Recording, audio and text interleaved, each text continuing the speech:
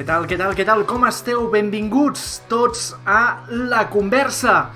Aquesta magnífica conversa, aquesta xerrada que tindrem amb dos grans prohoms de la música catalana. Ells són Arnau Tordera i Red Perill. Ja els tenim aquí amb nosaltres. Què tal? Benvinguts, molt bona nit a tots dos. Arnau, Red, com esteu? Hola, bona nit. Encantats de compartir aquesta vetllada amb tota la gent que ho desitgi i especialment també amb aquest presentador. Bé, aquí no cal presentar perquè ell mateix ja té una dimensió pública tan extraordinària que nosaltres quedem empetitits davant de la seva magnitud. Gran eufemisme de gordo, Arnau, moltes gràcies. Primera pregunta, perquè jo estaré moderant aquí una miqueta, us diré algunes preguntes, però és molt important que la gent que tenim al xat, aquí al costat... Fa gràcia perquè nosaltres no podem llegir bé. Sí, no, jo us aniré enviant comentaris i preguntes que ens diguin, com per exemple, hi ha gent que diu collons, quina puntualitat, no m'ho esperava, o Jordi Galderic que diu els mascles empotradors del país. No sé si del país és lo de mascles o lo d'empotradors, és igual. Gent que ens diu guapos, iep, Jordi Picassat amb mi, de seguida. Ja està aclaparant la situació. Coses que té, sí, soc l'Ibai amb gordo i és el que té, soc un influenciador. Bé, doncs dèiem, la gent pot anar escrivint pel xat, anirem llegint els vostres comentaris si és que valen la pena i preguntes que tingueu les podem anar tirant. També la gent que per Twitter ens escrigui amb el... Assenyalo perquè tinc una altra pantalla allà que vosaltres no esteu veient. Per Twitter el hashtag que és lo de la conversa, lo de la conversa.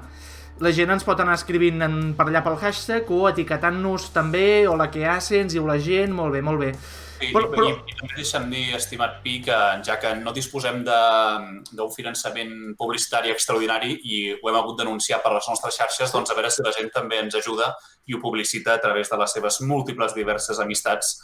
Així serem molta gent aquí sense empassar-se al debat i gaudint d'un altre tipus de contingut molt més agradable.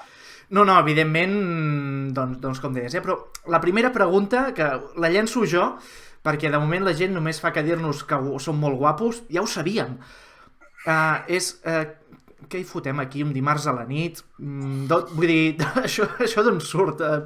Perill, em sembla que és cosa teva, no, la idea? Bueno, ell és el principal responsable d'això que està passant avui, o sigui que doni explicacions, endavant. Jo no sé, tu vas dir alguna cosa, jo vaig dir, hòstia, fem una conversa, ja està, vull dir, no té cap mèrit. Vull dir que bàsicament ho vas ser tot tu, però trobo que tampoc és important això, realment, o sigui, no cal fer metaconversa sobre el per què hi ha aquesta conversa, sinó que la gràcia és que sigui una conversa, no cal explicar la conversa. Que em fa molta gràcia que es digui la conversa, o sigui, és un nom molt ben trobat perquè... Uns genis del naming. Jo crec que l'atractiu principal de la conversa era vendre-la com un esdeveniment de gairebé transcendent, una cosa d'enormes dimensions que d'alguna manera trencava o establia un nou paradigma en el món del contingut audiovisual i al final no, són dos pringats que en la seva solitud han decidit partir una estona de dimarts amb un tercer, diguéssim, que juga a la mateixa lliga i aquí estem. No hi ha més que això. Sí. Perquè molta gent, aquí, contesto jo també, m'ha dit, però això què feu? Per què t'han fitxat a tu? Hi ha gent que em va fer servir el verb fitxar. Dius, bueno, per què vaig contestar un tuit? Per tonto! Estic aquí per tonto! Pensam, un cop a la vida, bueno, almenys jo vaig pensar, estem acostumats a autogestionar-nos-ho tot, collons, fotem algú que ja ens sàpiga, que li agradi la salsa i que l'hora abans puguem estar meditant, fotent-nos una gardela, el que sigui, que és el que tot músic desitja i que Catalunya quasi mai pot fer, no? Que és, bueno, com a músic, l'aspiració és anar al bolo i tocar. Estàs d'acord amb mi, Arnau?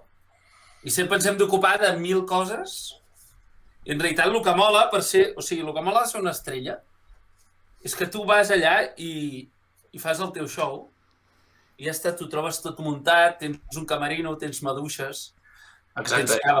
És que avui en Jordi Pins està fent sentir estrelles. És a dir, el tio realment ha preparat tot aquest muntatge, aquests grafismes extraordinaris i nosaltres simplement ens ha donat un enllaç per connectar-nos i avui probablement estem assolint la cúspide de la nostra carrera artística.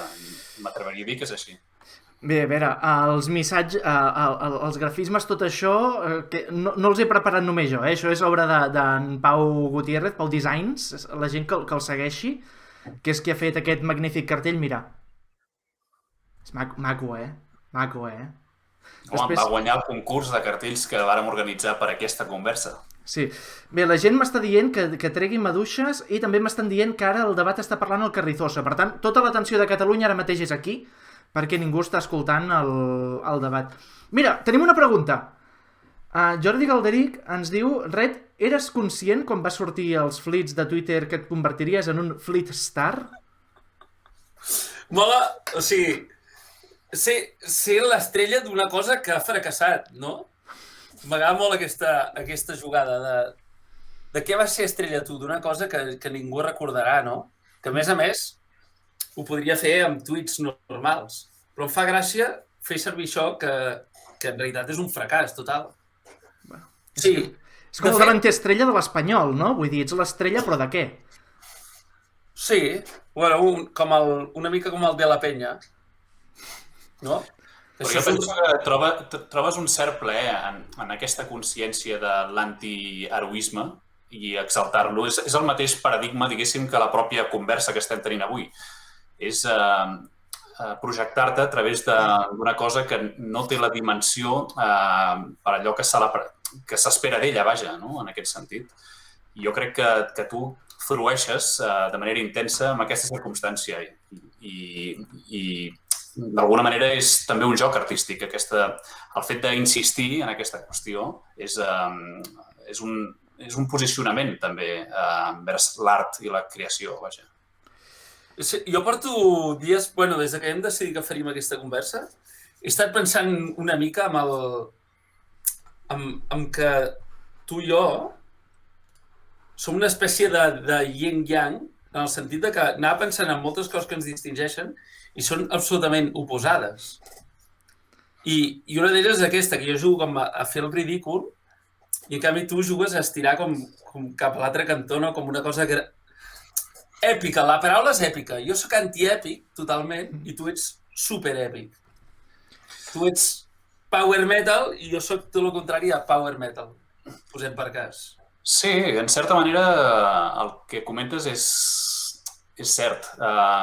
El que passa que en la meva direcció també hi ha un gaudi del ridícul. És a dir, aquesta exaltació, aquesta pompositat desmesurada també d'alguna manera es projecta per acabar ridiculitzant-se a un mateix, no? D'alguna manera és...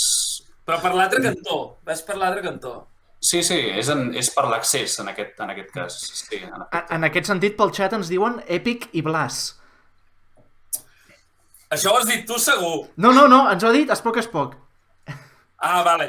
Tenim entre la gent del xat la millor part de Catalunya que no està mirant el debat, que no està consumint altres continguts audiovisuals i que està aquí resistint a totes les pressions que hi ha externes per consumir altres coses. En una salutació per tots ells. Ojo que Spock, em fa molta gràcia perquè l'Spock és un tio que bàsicament es dedica a fer muntatges amb l'Spock de Star Trek fent xistes, vull dir... Divertidíssims. Sí, i són...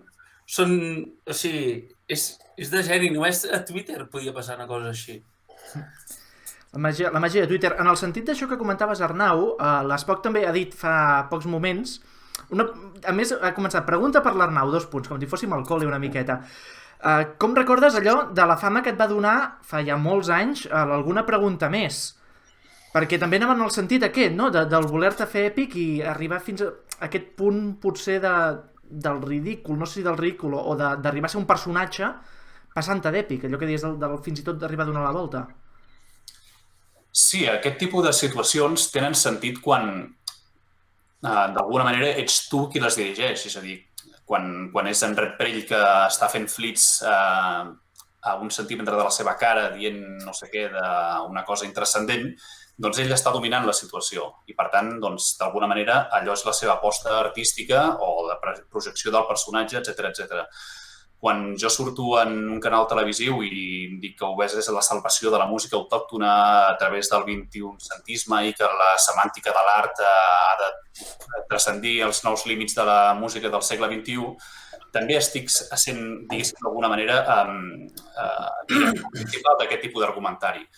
El problema és quan aquesta projecció d'alguna manera es descontextualitza, que és el que va passar en aquella ocasió, i en aquest sentit haig de dir que durant bastants anys jo vaig estar patint la circumstància d'haver estat externament caricaturitzat per aquell programa. És a dir, malgrat la meva projecció artística aposta per aquesta grandiloqüència, d'alguna manera allò que tinc a oferir té una consistència, penso, bastant indiscutible. I en aquest sentit vaig haver de fer una doble feina per convèncer tota aquella gent que es pensava que simplement era aquest aparador perquè veiessin que darrere d'aquell aparador, en efecte, perquè l'aparador hi és, doncs hi havia alguna cosa interessant. Clar, en el mateix sentit, l'Spock pregunta, en aquest cas per Red Peril, si t'agradaria passar per això de convertir-te en un fric de l'APM per aconseguir més fama o més repercussió. Clar, l'Arnau comentava que això té la part dolenta, que durant molts anys ha estat combatent això. No sé si fins a quin punt estaries disposat a passar-hi. Fa gràcia perquè jo pensava que l'Arnau n'era conscient o havia sigut una cosa bastant... que era el que volies, diguéssim. Que el que volies aconseguir era això. Ja me n'he donat que no, que era el contrari. Però entenc perfectament el que dius. De fet, m'ha recordat una anècdota d'un pianista de jazz que es deia Fats Waller, que era famós perquè cantava i feia un show així una mica com jugant a ser ridícul. Bueno, el que feien molts negres als anys 30-40, no? Que havien de jugar a fer el tio Tom, no? De negre simpàtic i ditxeratxero. I el tio era un pianista de l'hòstia i el tio estava ratllat perquè ell volia tocar el piano i la gent sempre li demanava que cantés, que fes el numeret. Ell volia ser un artista transcendent. I mai, jo crec que mai, que algú em corregeixi si m'equivoco, però que mai va arribar a aconseguir-ho. Jo no t'ho sabria dir, això al xat segur que algú sap, que tenim molta gent. I una de les altres coses que he pensat aquests dies és que tu, per exemple, t'agrada o em dóna la sensació de que hi ha una adoració al teu voltant que almenys el teu personatge li agrada, tu no sé realment com et fa sentir. I a mi, en canvi, tot el relacionat amb el que és la fama de veritat, que en tinc, o sigui, no estic ni molt menys al mateix nivell de popularitat que tu. He tingut una fama petita a la meva ciutat, podem dir. I només sentir-la una mica em fa sentir incòmode. Inclús em molesta perquè la gent... fa 2 anys a l'estiu vaig fer la cançó d'estiu d'Icat. I la gent em parava i la clau i no sé què. I la gent deia, ei, quan et faràs famós, que si ens saludaràs, no sé què, la típica broma. I me n'adonava que la gent està molt obsessionada per la fama. O sigui, a mi... O sigui, ningú parlava de la música. Tothom deia, ens saludaràs quan siguis famós? O canviaràs? I jo pensava, no entenc, o sigui, aquesta insistència al final em molestava i tot de dir esteu obsessionats amb la puta merda aquesta. L'important és la música al cap i a la fi.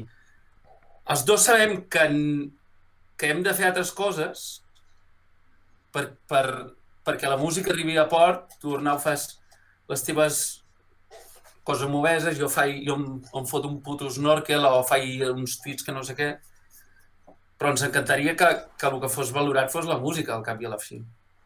No sé si he donat moltes voltes per arribar aquí, però... No, jo el subscric absolutament. De fet, és una de les coses a vegades que d'alguna manera embruta aquest ofici. És a dir, que certs artistes a la que assoleixen en efecte un cert nivell de popularitat i malgrat que allò que segueixin oferint no té la qualitat o l'excel·lència, diguéssim, que havien ofert fins llavors, com que han assolit aquesta fama i aquesta repercussió mediàtica, doncs d'alguna manera ja s'excusa la seva qualitat en el fet que, com que tenen aquest abast grandiós, tot allò que publiquen doncs ja té una notorietat pública. I això és una llàstima. I en aquest sentit jo també recolzo el fet que la música és allò que s'hauria de valorar. La música, en aquest cas, l'aposta de l'artista, vaja. Sobre el tema de gestionar, entre cometes... Parles de la Rosaliono. Com? Parlaves de la Rosaliono. Podria parlar d'ella, sí, en efecte, perquè considero que no ha tret més temes del nivell d'algun dels que hi havia al Malquerer, perquè també em sembla un disc força irregular des del punt de vista de la seva totalitat. Però, bueno, això és un altre tema. I sobre la qüestió de la gestió de la fama, entre cometes, si podem parlar de fama en aquest micropaís on vivim nosaltres, en els quals pot ser famós si t'escolten 1.000 persones, que series una anècdota a qualsevol altre lloc del món, però aquí pots tenir una certa transcendència. Jo sóc una persona que sempre defuig bastant el contacte social, no és una cosa que em satisfaci gens, i malgrat això intento gestionar-ho sàviament i trobo maneres que justament quan ho explicaves, doncs una mica d'esquivar a vegades el contacte social i anant a llocs on sé del cert que no em coneixen i puc passar totalment desapercebut. Justament l'altre dia vaig anar al meu perruquer, que és una barbaria de xinos, la regió xinos, que és a Vic. I clar, és fantàstic perquè no tenen ni la més remota idea de qui soc, no s'arriba ni a establir un diàleg entre ells i és dels llocs on estic més feliç des del punt de vista de l'experiència social. Mira, tornant, abans el Perill que parlava de grans pianistes, RC Forever diu que per pianistes transcendents, un que t'ha copiat el look, Jordan Rudess, i també Jofre Fiter parla de Fats Wellers, que es considera un dels puntals del piano jazz, però que entén que potser no se'l posa a nivells més bèsties. Perill, perquè és conegut per cantar. Tu abans has tret un tema, que és el tema de la fama de l'Arnau i amb el seu grup, i parlaves de que fa molts concerts, que hi va molta gent. I vull que parleu, vaja, del fenomen fan d'Obeses. Perquè jo que he estat a uns quants concerts d'Obeses, i a més, al llarg dels anys, des dels primers discos fins ara fa poc, quan encara es podien fer concerts... Sí, en Jordi Pi fa molts anys que el conec, moltíssims. Tu i jo a lo tonto igual fa 10 anys, potser que ens coneixem? Sí, ben bé. Ànims amb la paciència tots dos. I parla'ns dels teus... Vull dir, per què la gent està tan xalada als teus concerts? Realment és molt curiós perquè mai hem potenciat aquest tipus de circumstàncies. Sí que en alguns concerts fa anys vàrem suggerir que la gent vingués vestida d'alguna cosa, diguéssim, per crear com una conjunció entre el públic i nosaltres, però el públic al final ha anat generant ell mateix aquest tipus de dinàmiques i aquest tipus, entre cometes, de rituals que envolten el que és un concert d'Obeses en la contemporaneïtat. Al final ha estat com una cosa que ha generat el públic independentment de nosaltres. És a dir, no és que nosaltres ho haguéssim buscat, ho haguéssim estudiat i haguéssim mirat la manera d'aconseguir que el públic estrambòtic, doncs, estrambòtic i de gran fidelitat. En aquest sentit, estic molt agraït al públic d'Obeses per la seva aposta pel projecte. Al final, això respon també una mica a la naturalesa de la música que escolten. Obeses és una banda que ho sabeu bé, és a dir, en certa manera, no pot generar opinions, entre cometes, de mitja taula. És a dir, és un grup pel qual hi apostes molt o el rebutges, no? I, per tant, en aquest sentit, si hi apostes, que el públic que tenim, evidentment, hi ha apostat, doncs hi ha un convenciment que aquella música i aquella experiència t'arriba profundament i, en aquest sentit, quan una cosa connecta amb tu de manera tan evident, doncs te la sents teva i, d'alguna manera, també la defenses aferrissadament. Pregunten, perquè clar, aquí tenim dos músics que us coneixeu, que us enteneu molt bé, que us coneixeu, de fet, a través de xarxes socials, però no ens coneixem apenes. Ens coneixem poc, és cert. O sigui... En persona hem parlat 2 vegades. Sí, correcte. És que l'altre dia, a la prova que vàrem fer, ho vam comentar. O sigui, Red Perill no sabia qui era. Era un pavo del qual veia tuits de tant en tant perquè no seguia, no el seguia pas.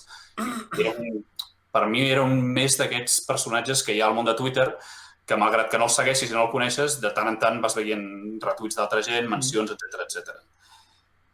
Sí que ens havíem vist, que ho va comentar l'altre dia, en un concert a la Nòlia, al Festival Anòlia, i jo el vaig conèixer veritablement un dia que, per Twitter també, perquè la nostra vida volta al voltant d'aquesta curiosa xarxa social, doncs va aparèixer un retuit del seu tema La Clau, i vaig escoltar allò i vaig al·lucinar, i li vaig dir explícitament: hòstia, això és extraordinari, no sé què vaig dir, alguna cosa com: si vols fer alguna cosa, marxa de Catalunya. I a partir de llavors ja el vaig seguir i el vaig respectar profundament, i tant que sí. Però malgrat això només hem parlat un parell de vegades. Ens vam veure a Igualada, jo vaig venir a veure Obeses. Era una Nòlia, em sembla també fa 2 anys o 3, i em vas convidar al backstage. Sí, no, allò era la festa major, diria. A la festa major. De fet, allà va ser com el dia que ens vam conèixer, fa 2 anys o 3. Sí, perquè clar, llavors ja ens havíem conegut via Twitter i d'alguna manera hi havia una confiança i llavors vas atrevir-te a entrar al camerino amb mi. Sí. Tu em vas convidar. Bueno, perquè hi estaves predisposat. No preguntarem què passa als camerinos, o sí, preguntem-ho, què passa als camerinos, als concerts? Vosaltres que sou músics. Hi ha tanta farinya, com es diu, es veu molt, es folla molt... Agafo la iniciativa i dic que precisament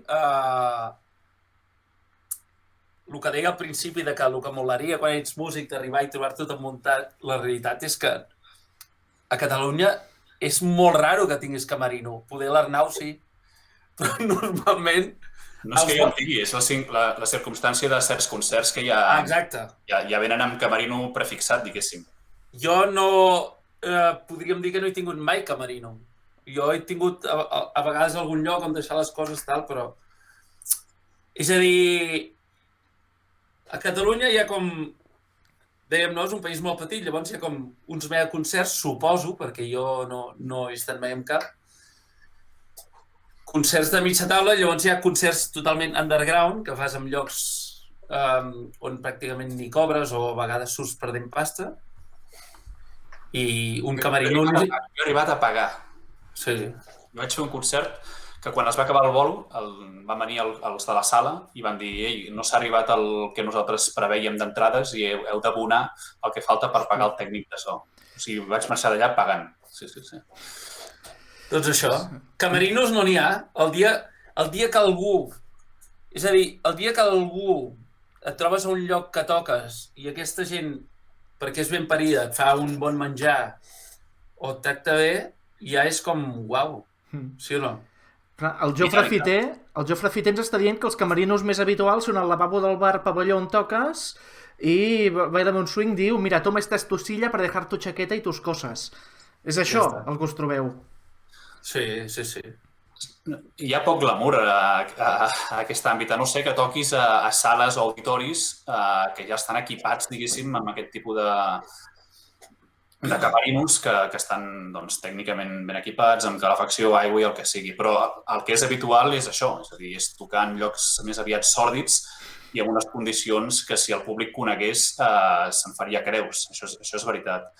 I d'altra banda, també és interessant que comentem el tema aquest amb el qual va insistir en Perill, que en la música catalana, és a dir, poques vegades o són pocs els artistes que es poden permetre només dedicar-se a les actuacions musicals, perquè en general tu arribes allà, descarregues els trastos de la furgoneta que has carregat abans, quan acaba el concert desmuntes bateria, desmuntes els teus pedals, els amplis, carregues els amplis, tornes al local a les 4 del matí, descarregues i te'n vas a dormir i arribes a les 5 si abans has fet algun mos, algun àrea de servei o llocs de més sordidesa gastronòmica.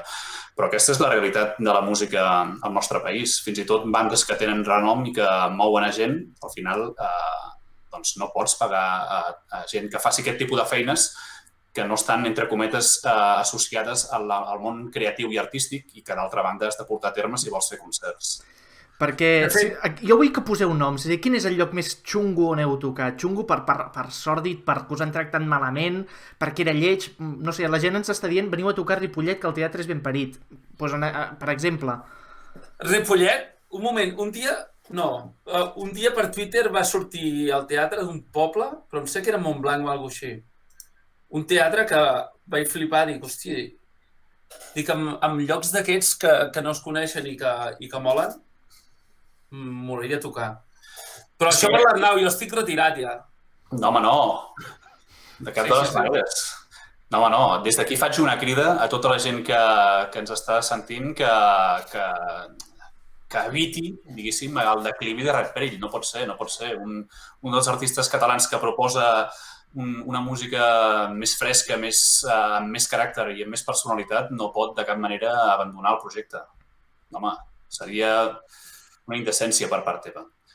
Sobre el toc sòrdid que hem tocat, jo justament va ser el lloc aquest on vaig haver de pagar. Això era a Ciutat Badia, a un lloc molt estrany. O sigui, no vull tirar de tòpics, però em sentia certa inseguretat per la meva pervivència en aquest món, sí. Com al Vallès no hi ha res. I vaig acabar pagant perquè... O sigui, vam pagar perquè si no... I això era un concert amb obeses,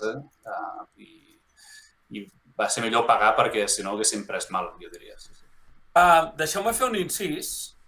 Ara mateix, a part del debat electoral, hi està havent un altre debat on estan comentant el debat electoral que són en Guillemino, en Manel Vidal i el... Hòstia, ara no me'n recordo com es diu. L'altre. El Marc serà, no? El Marc, això. I em diu, m'ha dit a través de WhatsApp si ens punxa. Que ens punxi. Jo no entenc com... Jo li dic que sí, Jo no sé com ho ha de fer, però si ens vol punxar, que ens punxi. Sí. El que passa és que no ho veurem que ens està... Bueno, veurem igual que ens pugen els espectadors. Va, digueu coses interessants, ara. Aprofiteu per dir coses interessants. El primer dia que fem un Twitch i ja doblem el... Doncs, Ciutat Badia estaves parlant. Ciutat Badia és on va néixer el grandíssim exporter del Barça, Carles Busquets. Sí. Jo la coneixia per aquesta dada, sí. On està Ciutat Badia? A un lloc recòndit del país que no vols saber. De fet, hi ha entorns que és millor no conèixer. Ara, malauradament, ja coneixes la seva existència. Si poguessis desconèixer-la d'alguna manera, seria més profitós per part teva. Sí, tan xungo és, Jo tinc un record absolutament tètric. Ja et dic, és a dir, l'única vegada a la meva vida que després d'un concert he acabat pagant perquè no m'assassinessin. Vas pagar, literalment. Hòstia, si fa mitja hora que ho estic explicant. No, a la sala. Pensava que deies en plan que et volien currar i et van dir o ens pagues pasta o et correm. No, això vale. No es va esdevenir així, no. Però, de tota manera, si hagués succeït, probablement hagués pagat. I tu, Perill, quin és el teu pitjor bolo? Jo, diria que com a Red Perill no he tingut cap experiència molt xunga, però jo havia tocat l'any 2007, vaig estar un any amb una orquestra de Patxanga que no anomenaré, que tothom qui sap quina és sap a què m'estic referint. Una orquestra de Patxanga molt dantesca i era una orquestra que fèiem, o sigui, pràcticament divendres, dissabte i diumenge, cada setmana fèiem bolo i inclús a vegades era en plan, el que dèiem abans, no, dissabte a la nit, fer bolo, anar a dormir a les 6, dormir en una tenda i el diumenge a la tarda estar fent ball a 150 quilòmetres. I un dia hem anat a tocar a Aragó, per allà ho és, que un poblet d'aquells, en plan, sabeu aquells pobles de la Cerdanya que el carrer tots són llambordins? Sí. O sigui, pobles d'aquests que, o sigui, amb el cotxe no pots entrar, nosaltres anàvem amb una furgoneta, un camió. Allà els de Vox no hi van a fer mítings, No els hi cal, ja els foten tots. Doncs vam arribar al poble, llavors ens van fer carregar els trastos amb un petit remolc. Aquest petit remolc amb un tractoret el van portar pels carrerets. Llavors ens van portar dins d'una sala que estava en una baixada I res, vam fer el ball allà, el ball de festa major, que per cert va fer molta gràcia, el cantant era un tio molt lligon, que sempre... Era un tio en plan com Bisbal, no físicament, sinó com d'onda, era un admirador del Bisbal, i ballava com el Bisbal. Feia voltes i això. Sí. Hòstia, que bo. Era com un imitador del Bisbal. En aquest context. Espero que no. Públicament diria que no.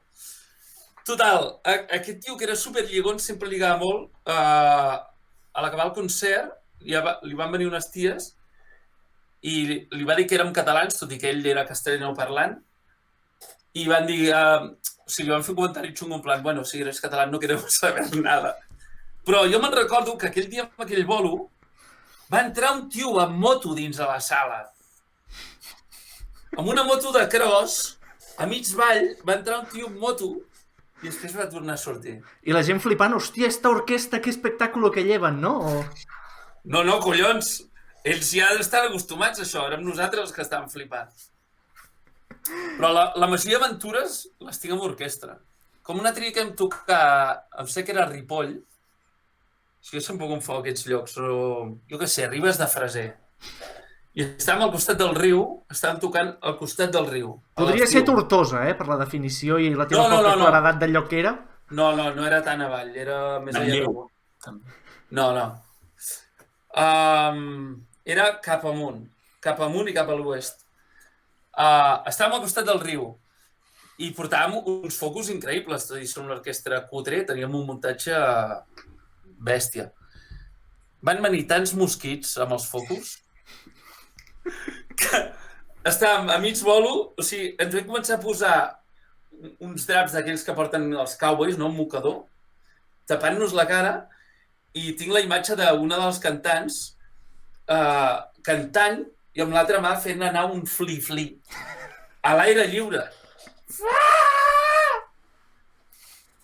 Tu, però quanta gent éreu en aquesta orquestra? Érem 6. O sigui, eren 3 cantants, una persona que disparava midis i feia veure que tocava, un saxofonista i jo, que estava al teclat, i a vegades feia veure que tocava la guitarra, que no estava enxufada. Sí, també feies teatre. Sí. Jo feia un... De fet, cantava un tema de l'Elvis. Si us plau, sé que havíem dit que no hi hauria actuació. No. Però l'Elvis ens l'has de fer. No. Va, Peri, l'Elvis ha d'entrar. No. Al final, la gent que aguanti el directe, que al final hi haurà Elvis. No. Només deia que cantava l'Elvis, però la guitarra era playback. I llavors, al final del tema, em tirava al terra en plan de ginolls. I allà va ser on vaig començar a curtir-me com a persona i a saber que havia d'aprofitar la vida al límit perquè... Però a veure, un tio que es tirava al terra imitant l'Elvis abans ha renunciat a l'èpica dins de la seva projecció pública. Però sí, no hi ha res més èpic que això, tio. O sigui, això és la sublimació amb l'èpica. Però és una èpica ridícula, no és grandiloquent. Tu, mira, la màxima diferència entre tu i jo, Arnau, és que tu ets fan de Queen i jo no. Em sap molt de greu, tio. No soc... És un grup que respecto molt, però no m'agraden. No és res personal, és a dir. No. Queen és una banda que jo vaig escoltar molt durant bastants anys i de la qual m'he nutrit en algunes qüestions de la seva música, en d'altres no tant, però que comprenc perfectament que pugui no agradar, per descomptat. Una pregunta, Jordi. Digue'm. És que, clar, aquí estem xerrant però no sabem si hi ha gent, si no, si estàs una merda, si la gent pregunta... Hi ha gent, i la gent està escrivint pel xat. Si voleu us tiro preguntes, però jo com que aneu fent, les preguntes les guardem i mal les fem la conversadors d'aquí 2 setmanes. Però quanta gent hi ha ara, per exemple? Ara mateix, segons el programa aquest, 83 persones. Què dius? Sí. Estem mantenint 83 persones aquí. Sí, 83 catalans que votaran desinformats perquè no estan veient el debat. Votaran bé, llavors. Segurament. Mira, comentaris que ens estan dient. Orreido Efecto diu, nota mental no anar al París de cara amb en perill de navegant. La Bailame un Swing diu, resta els de Twitter que ens hi mengem tot. La gent enfadada perquè no hi ha actuació. Parlen de mosquits bomba. RC Forever que no us paguen prou. La gent està activa, eh? El meu germà ha anat al Dakar aquest any, Sí, home! però no de pilot, no, ha anat a fer de... Ha fet de community manager, o sigui, ha seguit a l'equip de Rieju, fent tot el que faria un equip de televisió de 5 persones, doncs ell sol. Filmant, pujant stories, fent entrevistes. Tu per ell tens un germà que és més gran o més petit? Més petit. Jo en tinc 4 germans. Hòstia. I sóc el més gran. El gran de Can Perill. I el meu germà mitjà és youtuber i té 150.000 subscriptors o alguna cosa així. El fill de puta. Tio, però has d'aprofitar aquest... I com no ens ha fet promo d'això, tio, que ara tindríem 83.000 persones i no 83. Estem badant d'una manera insultant per ell. Perquè ho fa en espanyol. Pero también dominamos la lengua del imperio, no hay ningún Esto es problema. verdad, esto es verdad. Ahora lo hacemos un rato en castellano a ver si entra más gente. Ahora verás cómo en pocos minutos la cantidad de espectadores subirá inesperadamente. A 3 o 4.000. Y mientras, No. mientras estamos haciendo un poco el tonto, preguntes aquí interessants, eh? Borrell quart, suposo que és, perquè és Borrell Ip. Si penseu que la diversitat de gèneres és la salvació, parla de la música catalana, d'Adrià Puntiau Veses, del Pere Lletiet, Rosalia i coses com la Su. D'entrada, més enllà de la pregunta, necessita una salvació la música catalana? Tan fotuda està? No, necessita una salvació al català, en tot cas. Més que la música, el català en general. Sí, correcte. I en aquest sentit jo diria que de música catalana actualment n'hi ha força més que alguns anys enrere. Només que tirem 15 anys enrere, la diversitat i la riquesa, o més no la projecció pública que tenia la música feta a Catalunya, doncs era molt menor que l'actual. En aquest sentit, evidentment, tota diversitat és positiva i en el món artístic doncs, la diversitat i estètica especialment doncs, possibilita que les coses s'enriqueixin, que hi hagi contrastos, que hi hagi diversitat també d'opinions, de gustos, i això jo crec que és positiu. Però, evidentment, subratllo el que diu en Perill, la cosa fonamental per posar-hi l'ull és principalment la llengua. Perquè al final que fem música en català és perquè som catalanoparlants, diguéssim. El que és estrany és que gent que té una llengua concreta com a idioma matern doncs canti en altres idiomes. Això és bastant estrany. Aquí passa sovint i passa pel context que ens envolta i en aquest sentit sí que s'ha d'incidir precisament en la defensa de la llengua catalana i si es fa això precisament doncs ja es generaran projectes artístics que utilitzin aquest canal de transmissió d'idees, evidentment. Perquè aquí, l'altre hi havia el dubte de literatura catalana. Bueno, quan és catalana, si és feta a Catalunya o en català? Sembla que és bastant clar que la literatura catalana és feta en català, la faci algú aquí o allà. És el debat més cansino i fastigós de la història. Però aquí amb la música hi ha un tema, perquè música catalana què és? Perquè música feta a Catalunya per catalans però que sigui instrumental, compta com a música catalana? Discàs. Sí. Que en Fiter fa jazz, no? Que contesti ell. És a dir, que la música instrumental i... Jo és que no... O sigui, seria divertit intel·lectualment, però és un debat que jo crec que no mereix la pena. O sigui, és una estona que podríem dedicar a fer coses creatives en lloc de discutir. És a dir, el fet d'estar, perquè els últims anys, qui no ho vegi així, jo ja no ho entenc, d'estar colonitzats en molts sentits per el que és l'estat espanyol, és que no parem de tenir metadebats o debats sobre la nostra pròpia essència que en realitat són absolutes pèrdues de temps i que són com justificacions de cara en fora. És com si ens estiguessin tirant pedretes i nosaltres estem discutint entre nosaltres sobre si hem esquivat bé les pedretes o sobre si mereixem les pedretes. És molt ridícul, jo ho he fet molts cops, no, que también hablamos bien castellano, que sabemos más castellano que vosotros, que sacamos mejores notas. No hem de perdre ni un segon més a justificar que parlem bé el castellà. És una imbecilitat. Ja se sap que parlem bé, no hauríem d'entrar a justificar-nos i a demanar perdó per existir. Mira, per exemple, ara parlàveu d'en Jofre Fiter, diu que la música no és el mateix que la literatura i no es pot valorar amb els mateixos paràmetres i Núria Sanz Tamayo, que toca els teclats al piano amb Boira, que és un grup instrumental, diu Boira és Catalunya. Super d'acord. Boira és Catalunya. Al final són debats que, com diu en Perill, apareixen perquè la circumstància que ens envolta és la que és i, d'alguna manera, no podem abarcar allò fonamental de la creació artística, que és la pròpia creació, i estem donant voltes a debats que transcendeixen la pròpia creació perquè la circumstància que ens ocupa, diguéssim, o que ens envolta, o que patim, vaja, doncs, és la que és. I en aquest sentit, doncs, mentre seguim parlant de la circumstància i no de la pròpia creació, doncs estarem ocupats en una qüestió probablement poc productiva. I per sort, sí que hi ha coses, o sigui, hi ha moltes coses que anem enrere, però sí que és veritat que música en català cada cop n'hi ha més i cada cop es fan més estils. I, de fet, hauria de deixar de ser anècdota. O sigui, fa poc era en plan, hi havia el Dissop, no?, que ara el tenim per allà al Twitter, explicant la seva vida. Era com el tio que havia fet un tema de rap en català. O hi havia el grup de metal, ara no me'n recordo, n'hi havia un de fa 10 anys, el Sargon, em sembla que era. Segle XIII, crec. No, mira, el segle XIII també, o el Sargon. Fan metal en català, doncs hauria de ser més normal, perquè és una qüestió de costum. És a dir, hi ha gent que també m'escolta i em diu, hòstia, o amb el Guillemino, no?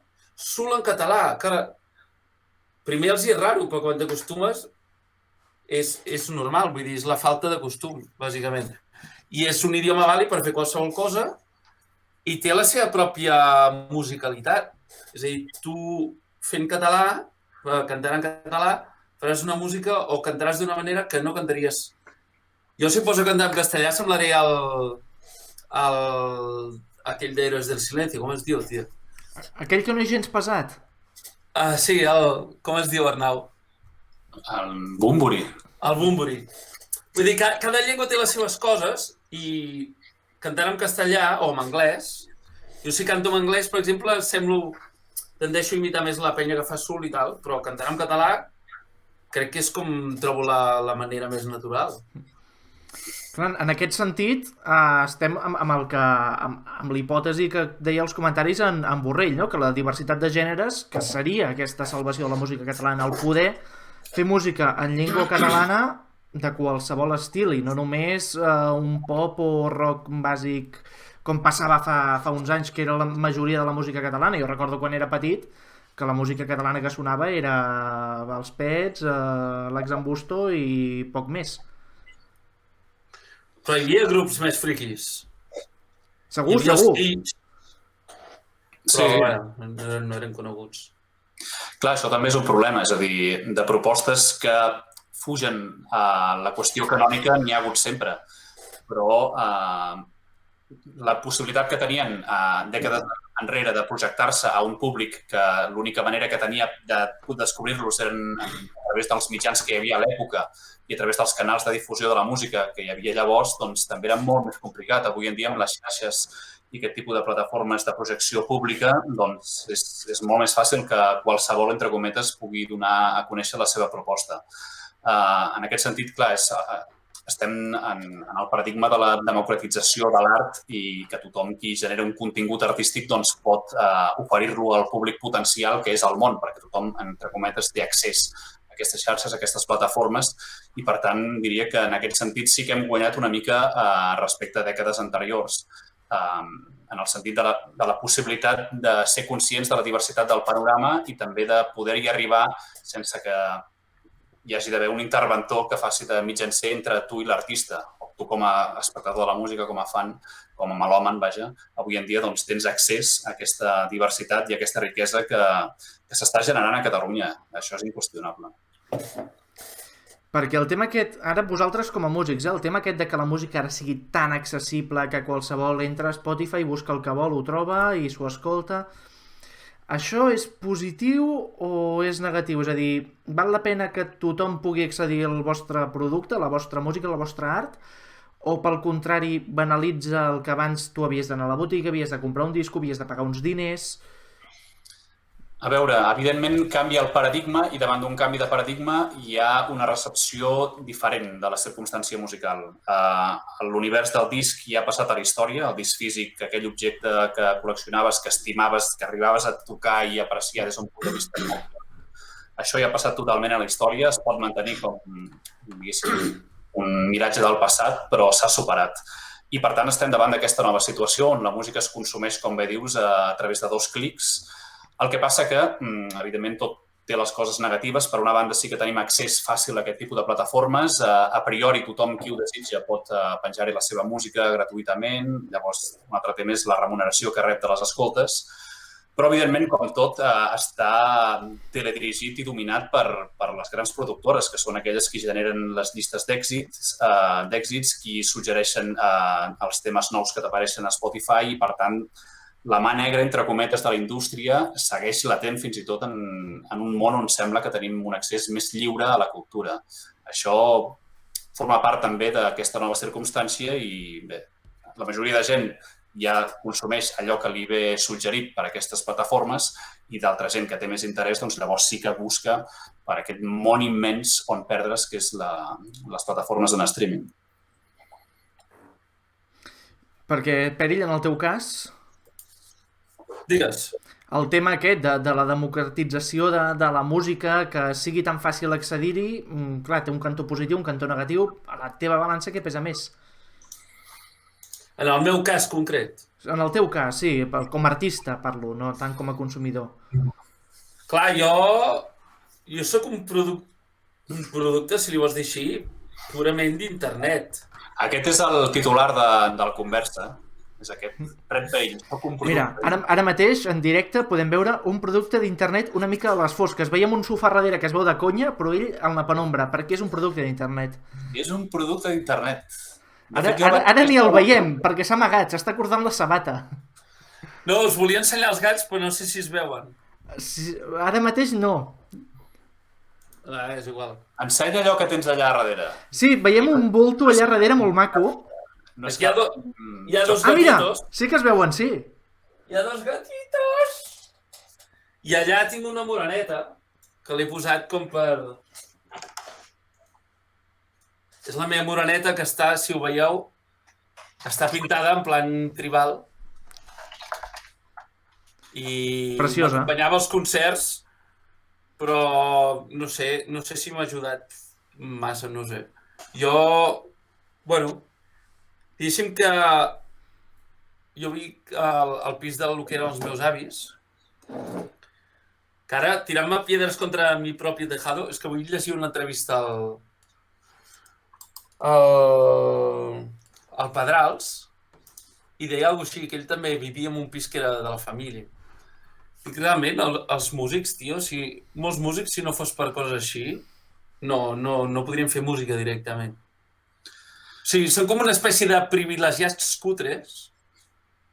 El músic o l'artista diuen que sempre és algú que o és benestant o és algú que s'ha acostumat a viure en aquest malestar permanent, en el qual mai pots aconseguir un benestar econòmic perquè la teva inquietud artística fa que no estiguis feines que d'alguna manera estan ben remunerades i, per tant, doncs, sempre estàs establint aquesta batalla. O ets algú que ve d'una classe alta i que es pot invertir el seu temps en aquest gaudi artístic, o ets algú que viu en la desolació permanent i en aquesta frustració constant del viure esperant que passi alguna cosa i aquesta cosa difícilment arriba. Però, malgrat això, no renunciem a aquesta vida. És molt complicat. Per mi és una barreja, hi ha molts cops una barreja de les dues coses. Hi ha com el privilegi que que jo, per exemple, puc estar en un lloc sense haver de pagar un lloguer. I sí, jo he hagut de currar de moltes coses abans de fer de música, no em guanyo la vida com a músic estrictament, sinó amb les classes. Però... També està bé que ho comentis. Red Pale també és pedagog de la música. Sí, clar. Això és important que la gent ho sàpiga. Per què? Home, perquè d'alguna manera també testimonia una realitat musical. No és només un creador, sinó que al final també hi ha una implicació social, entre cometes, malgrat que, evidentment, hi ha o sigui, tu fas això per aconseguir una remuneració econòmica, uns honoraris, vaja, doncs també hi ha una aportació des del punt de vista del coneixement que transmets a altres generacions, una manera de veure la música. Ho dic sobretot per allò que un dia em vas comentar de la circumstància curiosa que tenies a l'hora de plantejar què ensenyaves als teus alumnes, des d'un punt de vista de ser una persona que ve d'una tradició musical concreta i que aquesta tradició a vegades no és la tradició pròpia de l'entorn on s'ha desenvolupat com a persona. I això, algú que es faci aquestes preguntes, jo crec que és algú del qual val la pena aprendre coses. Home, aquí obres un debat que podríem estar anys parlant. Bueno, s'obren molts debats, però un d'ells és el de quina és la nostra música, per una banda, la música catalana o mediterrània, que ara mateix la nostra tradició quasi bé que és anglosaxona directament, perquè fins i tot els referents que tenim dels anys 70 ja veuen de la música anglosaxona. Sí, en aquest cas potser encara hi havia alguna cosa més de cançó francesa o... Francesa també, sí. Però a hores d'ara és el que dius. És a dir, el món musical autòcton està sotmès al cànon que ens ha vingut del món anglosaxó, gairebé en la seva totalitat. Clar, primer de tot, jo que he estudiat jazz molts anys i m'he estudiat els putos estàndards americans i va arribar un dia que, per molt que m'agradin, jo pensava, què estic tocant, tio? Estic tocant el All of Me, estic tocant el... Jo què sé, tio.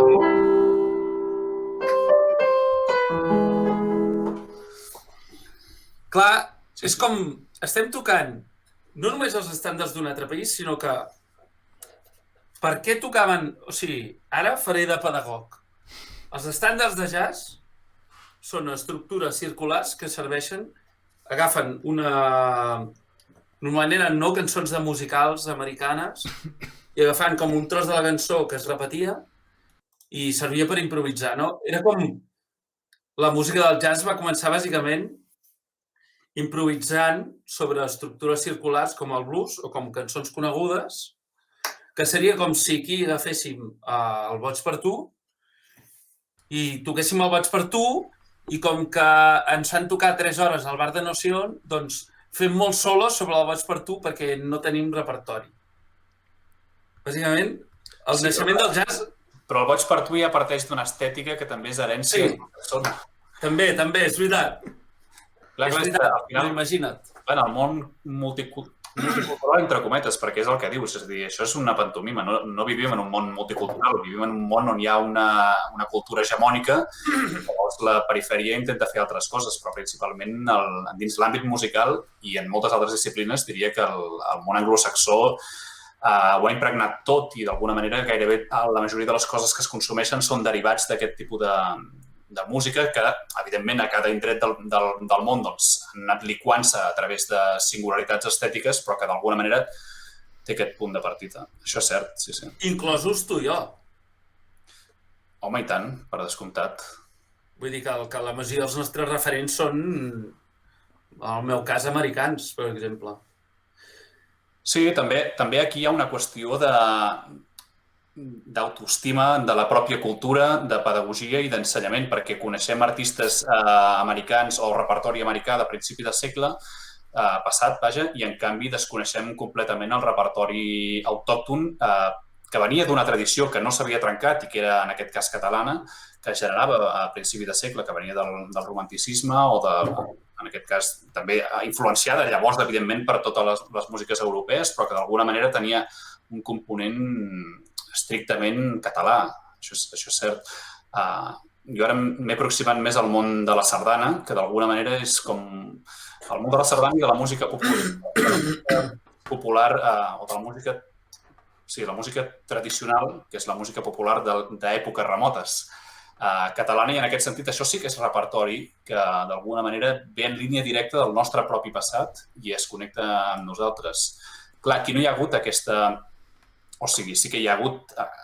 Hi ha molta gent que està dedicant-se a aquest tipus de mons, no vull pas dir que això, però aquest tipus de música no ha aconseguit transcendir el fet de veure-la com una cosa antiga i de tenir aquesta pàtina de cosa arcaica. D'alguna manera hi ha hagut voluntats de renovar-ho, però, com deies abans, és molt més fàcil que toquem un estàndard de jazz que té 100 anys sense problemes i, en canvi, veiem dificilíssim tocar una peça de repertori sardanístic català que també pot tenir 100 anys, on sona molt estrany. Sí, i quan no és un estàndard, estem estudiant també temes anglosaxons. Clar, jo em trobava que molts cops ensenyant música durant molts anys ho acabava fent d'una manera automàtica perquè realment hi havia molts nens que no creien el que estava fent. No hi creia jo, no hi creia l'alumne, molt sovint. Gent, anem a fer un extraescolar. Vinc aquí, faig una mica el tirirí. I hi ha molts moments que pensava, jo no vull fer això a la vida. I aquest any, no sé si per la crisi dels 40, m'ho he pres molt diferent i m'he proposat, tot i que depèn molt de l'alumne també, de que ensenyar sigui alguna cosa més. I sobretot aquest any que estic fent alumnes de producció també, que abans feia sempre piano. Està bé que comentis una mica això de la producció, que és per la gent, perquè a vegades són qüestions tècniques que no es coneixen si no estàs pròpiament dins del món musical. I això és molt interessant que tinguis alumnes d'aquesta disciplina, crec, perquè... És el futur. És el present, ja. És la manera de generar música de la contemporaneïtat i les eines, diguéssim, de les quals ens hem valgut en la modernitat, tot el sistema, evidentment, de tecnologia informàtica i tal, i la música que era més aviat, diguéssim, des d'aquesta perspectiva, de la producció. Clar, jo el meu últim tema suau, que vaig treure fa poc, jo l'he fet a casa, amb una targeta de so senzilleta, amb un micro de 100 euros i amb l'ordinador. Sona extraordinari. O sigui, realment la producció és fantàstica. Poques coses s'han fet a Catalunya amb una producció d'aquest nivell. Apa! No, t'ho dic de veritat. I ho saps, n'ets conscient perquè domines la disciplina. Ets humil i no ho acceptaràs, però és cert. És a dir, hi ha una dedicació, una subtilesa, una quantitat de recursos tímbrics extraordinària, és així. Sí, és cert, però el coneixement tècnic jo en quant a mescla, en quant a coses d'aquestes, encara amb certes coses soc neòfit, però sí que és veritat que jo vaig començar a tocar un instrument de gran, jo vaig començar als 21-22 anys, i llavors vaig començar abans a fer música amb ordinador que amb l'instrument. Llavors, sense venir de l'electrònica, sempre ha sigut l'electrònica la que m'ha permès suplir aquesta falta de tècnica o de perícia amb l'instrument, que la puc arribar a tenir perquè ja he estudiat forces anys, però no és el mateix que algú que ja ha començat de petit. Però és que al final també aquest aprenentatge tècnic és com un instrument més, és a dir, és una manera, durant molts segles d'història havies d'invertir uns anys de la teva vida perquè la persona aprengués a tocar l'instrument i feia sonar l'instrument de manera adequada, de manera encertada, amb més o menys talent. Ara la societat ha creat maneres de generar música que no necessàriament són a través de cultivar les capacitats tècniques de l'intèrpret, i això és molt interessant, perquè avui en dia fins i tot estan generant temes espectaculars que sonen brutals, gent que no té cap coneixement de la matèria musical, ni domina harmonia, ni domina cap instrument pròpiament des d'un punt de vista tècnic i en canvi pot generar música, i això és possible gràcies a aquest tipus d'eines de les quals ens hem dotat. El Jordi s'ha posat gorra. No, està a la porta. Us volia fer una pregunta perquè... Has posat gorra de ciclista, però d'aquella dels 80. Això és la gorra del seu personatge... Finat. El Young Jordi. El Young Jordi, això, el Young Beef. Doncs, en referència a això que comentàveu ara... Jordi, quanta gent hi ha? Ara mateix, 70. N'hem tingut 80 i pico fa una estona, ara 70... Bueno, està bé. Anem fent. Estem mantenint. Estem mantenint, i això és molt positiu, perquè la gent no se'n cansa. Rei d'Efecto ha preguntat fa un momentet, quan estàveu parlant de tot el tema de la producció, si el més important per produir no és tenir bon gust, més que la tècnica en si. I RC Forever, que és músic, pregunta, diu que li agradaria preguntar pels vostres processos creatius, com encareu el moment de fer una nova cançó, un nou àlbum a nivell de composició. Comença a tornar. Bueno, responent a la pregunta de la qüestió del gust, jo crec que és un element indispensable per qualsevol cosa artística que es porti a terme. És a dir, el gust, al final, és el que determina allò que estàs generant. I en Perill diu que és un neòfit en algunes coses tècniques, però en canvi pot aconseguir que el seu tema suau soni espectacularment. I això és perquè ell té claríssima la idea acústica d'aquella peça i d'alguna manera potser tècnicament no sap com anar a parar un lloc, però hi acaba anant perquè fins que no arriba a aquell anhel sonor, doncs allò no està culminat. No? Ai, em posaré vermell!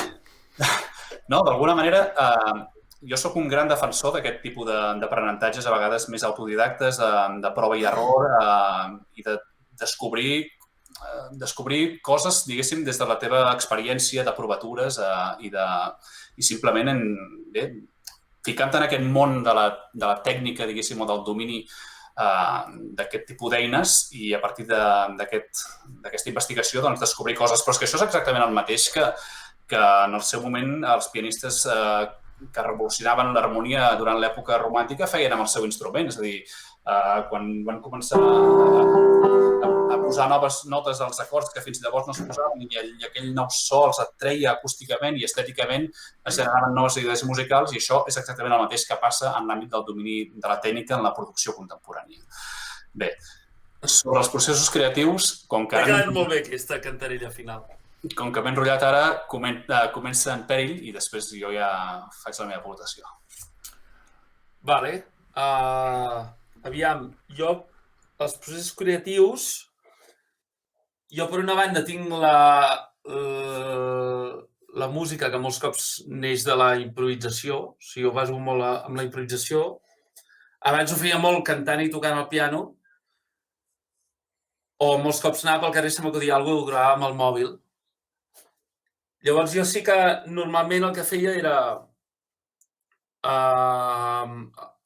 amb l'ordinador vaig com obrint coses, no? Obrint temes i he anat trobant una manera de que tot això s'organitzi amb els anys. Clar, cadascú es munta a la seva manera. Jo la meva manera és que arriba un punt, tinc una època, 1 o 2 anys de búsqueda i llavors quan veig que estic agafant una cosa que té sentit, la començo a tancar i dic, vale, ja no, intento no obrir més temes i a partir de llavors ja començo a tot allò que ha sortit com quasi ben inconscient, perquè de fet moltes lletres comencen de manera inconscient, jo escric molt inconscient, no faig mai lletres dient, vale, vaig escriure sobre no sé què i ara faré una lletra. Això em costa molt i normalment parteixo de l'inconscient. I m'acostumo a agafar una llibreta i començo a fer esquemes i això pot durar un any. En plan, vaig escrivint les lletres, començo a fer com un esquema de com serà el disco i has de com acabar projectant un conjunt d'idees que tingui sentit, que tingui un ordre, que els temes tinguin un ordre, que entre ells es compensin. I sí que jo una cosa que faig molt, per exemple, és anar al bar, quan estic fent un disco, quasi cada matí anava a esmorzar al bar amb una llibreta i m'estava un parell d'hores davant de les lletres i a vegades com obsessionat amb una puta frase que no em quedava bé, de rítmica o de no sé què, i m'obsessiono molt amb les lletres que siguin perfectes pel meu estàndard o pel meu gust. I amb la música també m'obsessiono molt amb tots els detalls, tal, no sé què. I en aquest últim disc sí que vaig tenir el Quico 13, que em va fer de productor, i que va ser el primer cop en què algú em va ajudar a canalitzar tot això. I, de fet, diria que suau és com és per tot el que vaig aprendre amb ell, també, perquè ell em va ensenyar a concretar molt més, a no tenir prejudicis envers a sonar més pop o més comercial, diguéssim, a sintetitzar més, perquè jo arribava allà amb temes de 7 minuts. Clar, jo vinc del jazz i del progressiu. Jo, en realitat, quan tots els temes amb solos, amb codes superllargues... A veure, Perill, entre tu i jo, els temes de 7 minuts no tenen cap problema. Depèn del context.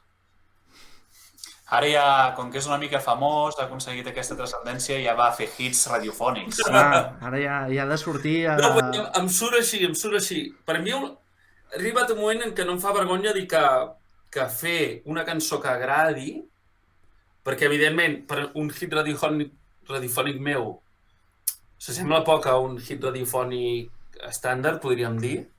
No cal dir noms, però vull dir, tampoc faig coses supercomercials. Però és un repte, també. I arriba un punt, quan tens també a la meva edat, que jo en tinc 40, tu on deus tenir 38 o 37? 35? 32? No, faré 35 anys d'aquí un mes o així. Sí. Que cabron. Colla de vells. No, arriba un punt... O sigui, la missió del músic pot ser la de pedagog, però també arriba un punt que té una missió... O sigui, tu fas cançons per la gent. Si ningú t'escolta no té cap sentit. I hi ha un punt que has de pensar, vale, vull fer una cançó perquè a la gent la disfruti, tot i que jo expliqui la meva història, la meva paranoia, doncs has de tenir en compte. Perquè la gent, o sigui, es mereix tota la teva dedicació i respecte i també es mereix que els prenguis com algú intel·ligent. I és el que faig, de dir... Hi ha d'haver un equilibri de dir, vale, jo tinc les meves palles mentals, però he de pensar que això ho vol escoltar la gent i també els hi has de posar fàcil, en certa manera. No sé, ara sí m'he anat molt del tema, jo. Deixa'm dir-te que aquesta autoexigència que tens, tant amb les lletres com en detalls musicals, jo com a oient, com a seguidor, persona que escolta música, diguem-ho així, i no professional, perquè aquí l'Arnau et pot donar un punt de vista de persona que té uns estudis i uns coneixements de música, evidentment, per mi inabastables. Però jo com a persona de carrer que escolta música com un aficionat més, deixa'm dir-te que això es nota i s'agraeix molt, també a tu, Arnau. I, per exemple, en Jofre Fiter, com parlaves de tot el teu procés creatiu i tota la teva traça amb la producció, deia que també ets capaç de clavar-te un bolo de free jazz a part de tota la resta, que no estàs limitant només a això de l'ordinador. No, clar, sí, quan ho he dit ha semblat que només era un tio que estava allà fent coses amb l'ordinador. Un niño rata, que es diu. Però clar, jo soc cantant i pianista també. Poder més compositor, però sí, és a dir, jo volia fer jazz, jo volia ser un pianista de jazz. Jo vaig escoltar el Brad Mehldau i vaig dir, jo vull ser com aquest tio. Evidentment, bueno, no sé si ho coneixeu, però diguéssim que començar el jazz als 21 anys ho has de fer molt bé, com per... Jo em vaig quedar com a mig camí i vaig tenir moltes frustracions i vaig tenir tendinitis i vaig tenir moltes mogudes i ho vaig passar, entre cometes, malament i em va costar molt d'acceptar de que jo no podia, no arribaria allà on volia arribar. També RC Forever demana que sigui Red Progressive, que facis alguna de proc. La pinta de teclista de Dream Theater ja la tens. Però ja he fet progressiu.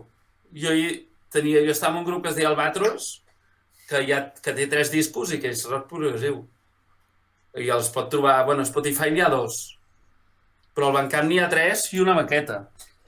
Vull dir que he fet progressiu, he fet jazz, tenia un duet de versions que jo, de fet, vaig començar a cantar en públic fent versions amb un col·lega, el Toni. De l'Elvis? No, de tot. Teníem un duet que es deia Dostoyevsky i fèiem bolos a guitarra i veu. Premis Twitter aquí, eh? I fèiem temes dels Beatles, fèiem Radiohead, fèiem, jo què sé, Simon & Garfunkel. I així és com vaig començar a cantar i perdre la por. A mi cantar m'encantava, però feia en la intimitat i em va servir com per perdre la por i enfrontar-me. Clar, jo feia un bol de versions i estava cagat, ja. Però estic parlant molt, tio, Arnau, porto molt rato jo parlant. Sí, Arnau, va, deixa'l respirar. Qui ha més fans teus que meus? No ho sé. En aquest cas haig de dir que és una cosa que m'apassiona escoltar com un artista explica el seu procés creatiu, perquè cadascun de nosaltres té la seva pròpia experiència, la seva pròpia trajectòria i s'ha generat els seus mecanismes creatius i que malgrat que acabem generant la mateixa cosa, que en aquest cas és una peça musical, que avui en dia temps enrere era una partitura, no? Avui en dia generem un arxiu d'àudio. Sí. És molt curiós, això. Tot aquest esforç per un waf. És una cosa sorprenent. Doncs és una temàtica que m'apassiona escoltar com altres artistes expliquen la metodologia creativa que tenen i especialment en aquest cas perquè és un tipus de plantejament que és molt diferent del que jo utilitzo. En el meu cas particular, a no ser que el que tingui és un encàrrec, que això ja entra dins d'un altre àmbit creatiu en el qual tu ja estàs dirigit i saps què vol la persona per la qual estàs escrivint o fent el que sigui, quan es tracta de generar les meves pròpies peces, que en aquest cas són les del repertori d'Obeses, doncs jo mai parteixo de la provatura o de la improvisació. És una cosa que en aquest tipus de repertori mai utilitzo. En altres coses que faig per encàrrec o altres tipus de possibilitats musicals sí que tendeixo a provar coses, a experimentar i tal. Quan són peces que són el que considero el meu repertori, sempre és una idea intel·lectual a l'inici. Més que una idea intel·lectual, és la idea de l'experiència estètica que vull generar en l'oient. És a dir, vull crear aquest efecte en la persona que escolti aquesta peça. I a partir d'aquesta idea germinal és d'on després elaboro i teixeixo i d'alguna manera construeixo tot el contingut musical que l'acabarà, diguéssim, d'alguna manera descrivint o construint. I en aquest sentit em remeto a una cosa que hem comentat a l'inici de la conversa. A mi, de Queen, precisament el que m'agrada és aquest valor. És a dir, que les peces que formen part de la seva discografia tenen una identitat que, d'alguna manera, per mi està més enllà de la pròpia manifestació musical. És a dir, aquelles peces no són simplement una construcció tècnica, harmònica, interessant, a la qual s'han fet uns arranjaments ben fets, atractius, etc., virtuosístics, fins i tot en algun cas, sinó que hi ha alguna cosa més que transcendeix la qüestió tècnica de la música. I per mi això a vegades resideix en aquesta idea que d'alguna manera, en el meu cas, és anterior al procés creatiu, en el teu justament emergeix en el propi procés, però que jo crec que les peces interessants sempre l'han de tenir. I estem farts d'escoltar repertori que simplement és efectiu des d'un punt de vista de la successió de recursos que s'hi despleguen, però que no té res més que això.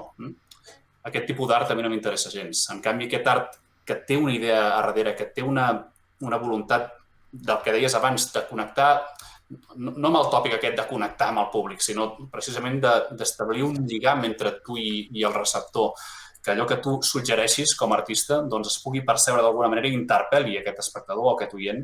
Per mi això és el veritable valor de la nostra professió i quan alguna cançó té sentit és quan això s'aconsegueix entre el receptor i entre aquell qui l'ha generat, encara que allò que s'acabi rebent no tingui res a veure amb la teva voluntat inicial. De fet, a vegades les coses que acaben generant una atracció més intensa de les peces, a vegades com a creador no les has ni sospitat. Però com que d'alguna manera aquesta idea subjau a tota la música, jo diria que s'estableix aquest vincle, perquè és un vincle gairebé íntim. Al final, quan una persona escolta la teva música, no hi ha intermediari, és una relació de gran intimitat. I en aquest sentit l'artista penetra literalment en el cos de qui escolta. I aquesta penetració, doncs, naturalment, és un tema profund. De fet, jo que he passat, ara no és el cas, però jo he passat anys psicològicament bastant durs, de fòbies socials, de dificultat de relacionar, o inclús de molts secrets, de molta distància amb tot el meu voltant. I l'única manera que tenia era com si jo parlés amb tota la resta de gent a través d'aquesta espècie de la música, envies com el senyal satèl·lit i indirectament li estàs dient a la gent tota una sèrie de coses que en realitat no podries dir a la cara perquè són molt íntimes, són molt bèsties, les has de disfressar una mica. Com ho fèiem amb els blogs fins i tot, no? Jo havia tingut molts blogs i al principi escrivia unes coses supercríptiques perquè em feia molta vergonya que la gent pogués arribar a sospitar el que collons m'estava passant pel cap, perquè jo tampoc ho sabia. Això és extraordinari perquè, malgrat que tenies aquest temor de que es descobrís allò que hi havia allà rere aquell escrit o rere aquelles cançons, tampoc podies evitar generar-los d'alguna manera. o sigui, la creativitat emergia com a necessitat comunicativa, encara que no fos una comunicació transparent i absolutament clara, sinó més opaca i misteriosa, però que sorgia d'una necessitat expressiva. Això és molt interessant. I terapèutica. En el meu cas, almenys, la meva música és psicoanalítica. Amb el que et deia abans, que tu i jo som bastant oposats en aquest sentit, que m'ha fet molta gràcia que ho diguis, no? Tu tens un propòsit i ho construeixes. Jo, al revés, parteixo de l'inconscient perquè precisament com que durant molts anys no sabia què collons em passava, l'única manera que tenia era deixar que sortissin coses i a partir d'aquí vehicular-les o donar-los forma. Però no podia saber, no podia parlar sobre el que em passava perquè si m'ho hagués proposat no me n'hagués sortit. Era pura teràpia psicoanalítica. La meva música és psicoanalítica. I això, precisament en català, trobo que és una cosa que es fa molt poc. Música que parli de merda. Hi ha l'Albert Plano que fa aquelles coses que deixen entreveure, però no són personals molts cops, no? L'Albert Pla parla d'historietes, o a vegades t'interpel·la amb el disco aquell de cançons de Maridroga, t'interpel·la a través d'històries d'altres, no? I et pot fer plorar el cabron. Jo vaig estar un cop veient aquest concert en directe i m'estava morint, perquè era dolorós. T'estava parlant de...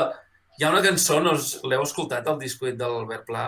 Hi ha una cançó que parla del Koeman, de la final de la Copa d'Europa, i hi ha moments que diu que el Koeman s'està corrent o no sé què. Hi ha una barreja allà de referents populars i coses super sòrdides.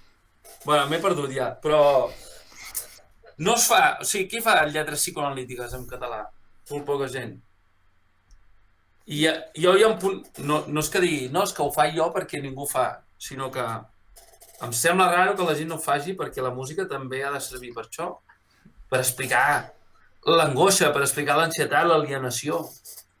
O només hem de parlar... És que la majoria de músiques parlen d'amor romàntic, tio, la puta merda. Ja s'ha dit tot de l'amor romàntic. Sí? O sigui, a mi si fas una cançó parlant de que et trobo a faltar i hi ha un... Jo què sé, tio, és que no m'interessa. Ho has de fer amb molta gràcia. I si l'Arnau ho fa, segurament ho farà amb molta gràcia, perquè ell fa cançons romàntiques a vegades, però, joder, hi ha un... barroques i tal, hi ha un treball, una cosa que és genuïna. Però quan sento una cançó d'amor que podria ser escrita per qualsevol, em fot vomitar, no sé. De què estàs parlant? De què estem parlant? De què serveix això? Això no vol dir que tota la música hagi de ser transcendent, no fotem. I pot ser una cançó pop, xorres. Però hi ha d'haver alguna cosa genuí. No sé, potser m'equivoco. Clar, en aquest sentit, ens pregunten si la composició la feu individual o integrada dins el grup, si les cançons, clar, que són més personals o integreu els altres membres. En aquest cas, Peris, jo entenc que aquesta composició, això és una cosa 100% personal i per molt que tu puguis formar part d'altres grups, com has format part en la teva carrera, si vols fer una cançó així, això ha de sortir d'un mateix. Sí. No, aquesta pregunta és una més per l'Arnau, perquè jo sempre treballo sol, quasi sempre. Jo en l'àmbit i la tasca creativa també tinc la mateixa experiència de generar el repertori en la intimitat, en la solitud i en el patiment individual. Evidentment jo sí que tinc una banda i en aquest sentit el que haig de fer sempre doncs, és fer partícips d'aquesta música la resta de components, però la seva aportació en aquest cas és interpretativa, no és creativa, i en aquest sentit diria que l'experiència és molt similar a la d'en Red Perill. El que passa que sí que jo tinc la sort de tenir una banda que d'alguna manera està d'acord amb les meves idees artístiques i les meves bogeries o paranoies que m'invento i llavors doncs, m'acompanyen en aquest trajecte, i això sí que és una gran sort i sempre m'agrada destacar-ho i agrair-los perquè és complicat el món musical a Catalunya i tenir uns companys de viatge d'aquesta fidelitat i amb aquest convenciment amb el projecte és una cosa difícil de trobar i en aquest sentit em sento un privilegiat. És pràcticament única, diria jo. O sigui, sou amics de petits o d'adolescents? Curiosament, amb en Jaume Coll, el baixista, sí que el coneixia de bastant petits perquè anàvem al mateix esplai de Tona i llavors doncs, el coneixia d'això. I a la resta d'integrants doncs, els conec des de fa bastants anys, evidentment, perquè amb en Maiol a la bateria toquem junts des que tenia 16 anys i amb l'Arnau Bordó, que era el teclista, doncs, des que en tenia 18. Per tant, fa molt temps que ens coneixem. Clar, és que jo, precisament, si una cosa envejo de tu és que has aconseguit això, no? L'alquímia, la gent... O sigui, jo crec que la gent que no és música o la gent externa veu una banda com el servei mínim, no? I jo ho veig el contrari. O sigui, és com la cumbre. Tenir una banda fidel que duri molts anys i que es mantingui és una cosa miraculosa. No és la norma habitual. La norma habitual és que es formin grups que durin poc, que es dissolguin, que no s'entenguin, que musicalment no funcionin. I és una cosa que no he aconseguit mai. Trobar una banda per portar el meu directe i que funcioni 100%, no ho he aconseguit mai. No he aconseguit exercir de líder, poder. No he aconseguit trobar la fórmula màgica, no ho he aconseguit. I em fa molta ràbia. Perquè he estat amb bons músics i amb gent de puta mare. No, realment, en aquest sentit, ressalto el privilegi que he tingut, diguéssim, a l'hora de trobar aquests companys. I en aquest sentit sí que vull ressaltar que, malgrat l'àmbit periodístic sempre se'n ven com el líder d'Obeses, dins el nostre projecte això mai s'ha establert des d'aquesta jerarquia. És a dir, al final, evidentment, jo faig els temes i les propostes artístiques parteixen de mi, però som una banda democràtica en aquest sentit i en realitat no tirem endavant res que no ens sembli bé a tots. I justament aquest any passat haguéssim celebrat el nostre desè aniversari, el desè aniversari del nostre primer concert. I diria que aquesta fidelitat també respon al punt de partida d'aquest projecte musical, que justament hi havia aquesta voluntat de batallar i de fer una aposta ferma per un tipus de música que no s'estava fent a Catalunya i que d'alguna manera tots els components d'aquesta banda hi creiem de manera intensa. I bàsicament diria que el secret, entre cometes, de la perseverança de la banda és que tots els integrants d'alguna manera estem connectats amb una mateixa visió de la música i amb un mateix compromís amb aquesta disciplina. Mira, la Bella Swing ens comenta... És que tenim un xat de molt nivell, també, eh? Diu que l'origen de la paraula música ve del grec i vol dir art de les muses, i que ho diu perquè no és tan disparatat el que diu en Red de que canta per transmetre el que sent. Tenim un nivelazo, aquí al xat. Sí, o fins i tot es podria arribar a dir que les muses són un inconscient col·lectiu, o sigui... Quan un canta a través de l'inconscient, no només treu les seves merdes, sinó que molts cops treu coses atàviques, no? Que no sabem d'on venen, però jo hi crec molt amb l'inconscient col·lectiu. No sé si és literalment, si hi ha una substància en la qual hi ha una memòria de tota la humanitat, si tots som Déu, no? Som la divinitat, o si és per mitjançant de la genètica. Bueno, la pròpia experiència del fet humà, és a dir, compartim una vida gairebé idèntica en la majoria de circumstàncies que ens envolten i llavors aquesta experiència d'alguna manera la sentim col·lectiva, jo diria, també sent una mica menys poètic i més terrenal, però sí, jo també penso que precisament si això que tu anomenes inconscient col·lectiu d'alguna manera ens interpel·la a cadascun de nosaltres és perquè hi ha alguna cosa que ho unifica en una comprensió general, i tant. I que hi he arribat a tenir... Jo tinc una cançó del primer disc que hi ha una lletra en un idioma inventat que jo recordo que em va venir així, Però ra vol dir que jo no me la vaig inventar. I has buscat si té...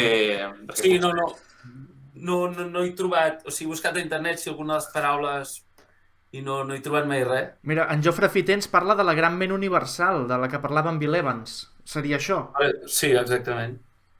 Clar, a mi em sembla recordar que la memòria no és fiable, però jo estava a la dutxa de cop em va venir brava duis, braves nits, infrandrums, caiap, teu mort, no sé què, i ho vaig escriure a raig. És raro, perquè si estava a la dutxa no sé com ho vaig escriure, no. Però el record que tinc és aquest, que em va venir pam i ho vaig escriure i va ser molt bèstia, perquè jo no sé d'on va sortir allò. No sé què vol dir. La Bailament Swing, que és la Zebra Topos, ens diu que potser és mallorquí. No. Home, estaria bé fer una crida a la gent de Twitter a veure si descobrim que això és algun idioma ja extint, però que s'havia parlat qui sap on, qui sap quan. Bravadú. Això sona cap a l'est. Sí. Sí. No, portuguès no sona. Portuguès no sembla. No. A veure, estem ja a punt d'acabar perquè havíem dit que duraríem fins a 2:15 i ens quedarien uns 5 minutets de directe, però abans intentarem fer alguna pregunta més, així rapideta. Mira, per exemple, el Gran Carles pregunta Penret Perill, però bueno, tu Arnau també pots contestar si vols, si coneixes en Daddy Freyr, sensació que feu tipus de música similar amb ells en creació pel que expliques. Com? És un nom molt estrany, és com Daddy, però la D del mig és com tatxada, Freyr. Pots dir que no el coneixes i que no en tens ni puta idea, eh? No, ni puta idea. Envieu-los-hi per Twitter. Gran Carles, envia-li per Twitter. Mira, la Jessica del Moral fa una pregunta que és per l'Arnau, però la podeu contestar tots dos. Diu, com t'agradaria que se't considerés, Arnau, en l'àmbit periodístic en relació a obeses? Tu també, Red Perill, com t'agradaria que se't considerés en relació a obeses? No he entès la pregunta.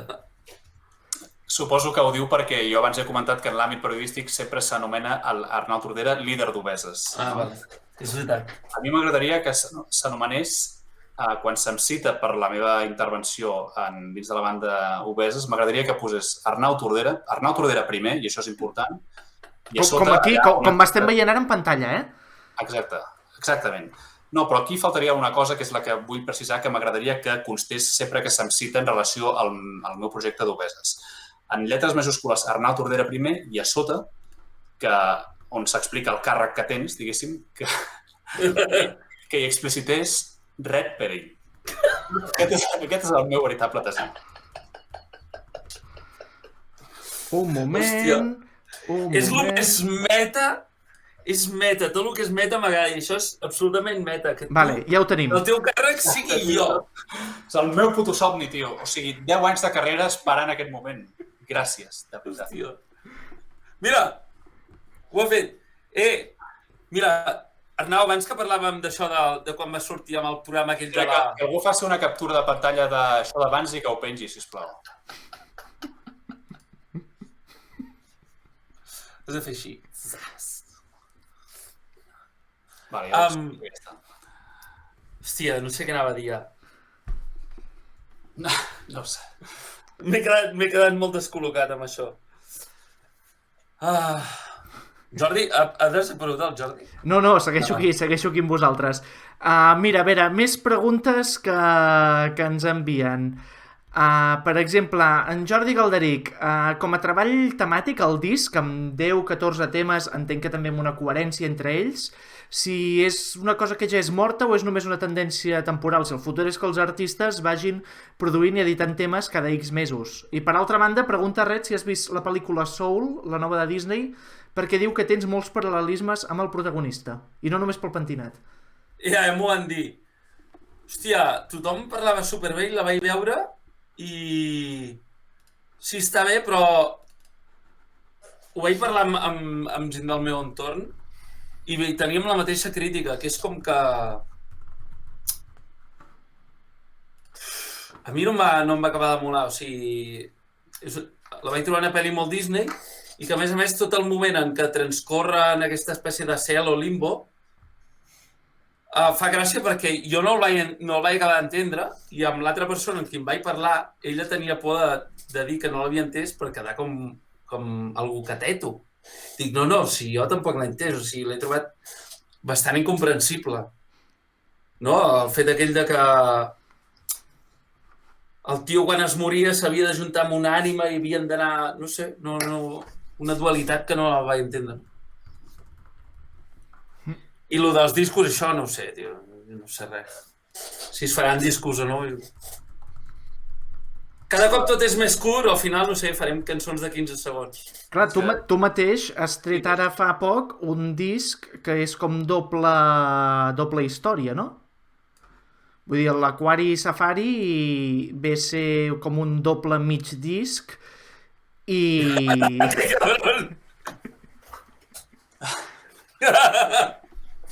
No va entendre sol.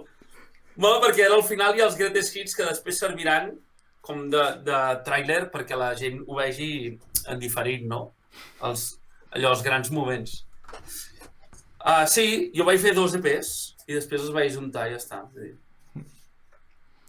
A veure, més preguntes així relativament curtes. Hi ha tipus test, quasi. Quina és la peça de les que heu composat que és la vostra preferida, la vostra peça que diu, hòstia, jo si m'he de quedar amb una allò, quan em mori, si em pregunten, bueno, just abans de que em mori, si em pregunten amb què et quedes, ara mateix. Qui ha fet aquesta pregunta tan típica? Helen Walker, és arqueòloga, què voleu? Quanta gent som ara, a veure? Ara 45, perquè la gent està anant a dormir. Ja estem en la intimitat.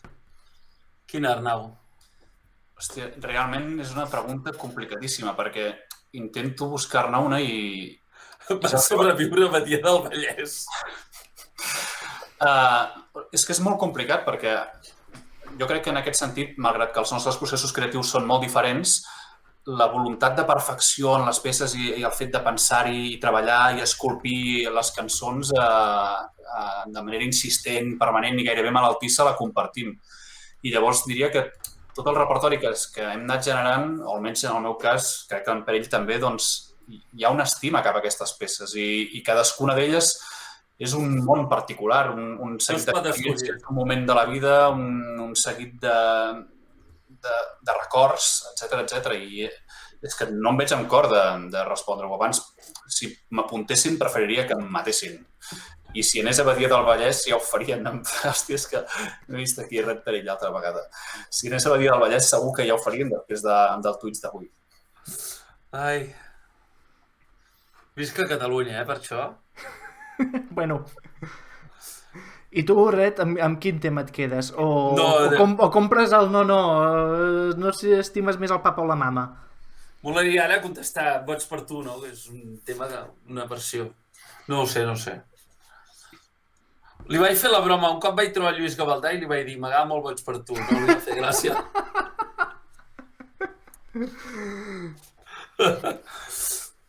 No sé. Sí. Té un tema, Lluís Gavaldà, molt bo, que la gent no coneix, és un que es diu Bon Dia, que està molt bé, quasi que no ha sonat mai. M'agrada perquè el Jordi fa bromes que hi ha un nivell d'humor xungo que és bo, és tan xungo que dona la volta, tio. Sí. Passa per sobre per sota i llavors... Torna a començar. Sí, sens dubte. Sí. Bueno, pel xat estan dient que us mulleu, també la gent està demanant si podeu tocar alguna cosa. No sé jo, fins a quin punt esteu preparats o estaríeu preparats? Mira, una pregunta interessant que surt ara. Us masturbeu l'un pensant en l'altre? La resposta és evident. L'Arnau sí, jo no. Jo 2 dies ho he fet, sí. Bueno, és veritat. Diuen que feu bona parella, també. Això estava claríssim. Spock ens pregunta la pregunta important, si Star Trek o Star Wars? No he vist mai Star Trek. Home, si ho demana ell, Star Trek, segur. Bueno, també, sí, clar, és una mica anar a quedar bé, a quedar bé amb el públic. Ara tocarà algú de Star Trek o no? Estava fent els 2 acords de suau. En sèrio? Què dius? Això no? Què estàs fent?